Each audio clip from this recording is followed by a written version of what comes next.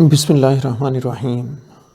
ناظرین، آج ہم کاروبار تجارت پر صحیح بخاری کی حدیث نمبر 2091 کا بیان کریں گے، جس میں قرض اور غیب کی خبروں کے بارے میں بات کی گئی۔ خباب بن ارت رضی اللہ تعالیٰ عنہ نے بیان دیا کہ زمانہ جاہلیت میں لوہار کا کام کرتا تھا۔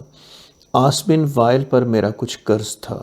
میں ایک دن اس پر تقاضا کرنے گیا۔ اس نے کہا کہ جب تک تو حضرت محمد صلی اللہ علیہ وآلہ وسلم کا انکار نہیں کرے گا میں تیرا قرض نہیں دوں گا۔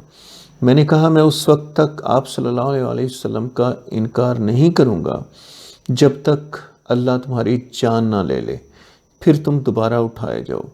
اس نے کہا کہ پھر مجھے مہلت دے دو کہ میں مر جاؤں، پھر دوبارہ اٹھایا جاؤں اور مجھے مال اور اولاد ملے، اس وقت میں تمہارا قرضہ ادا کر دوں گا۔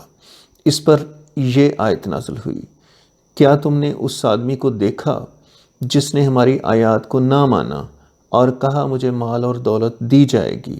کیا اس کو غیب کی خبر ہے یا اس نے اللہ کے ہاں سے کوئی اقرار لے لیا ہے؟ ناظرین، چینل کو سبسکرائب کرتے ہوئے بیل آئیکن دبا کر ویڈیو آگے شیئر کیجیے تاکہ دوسرے بھی اسے سن اور دیکھ سکیں۔ بہت شکریہ۔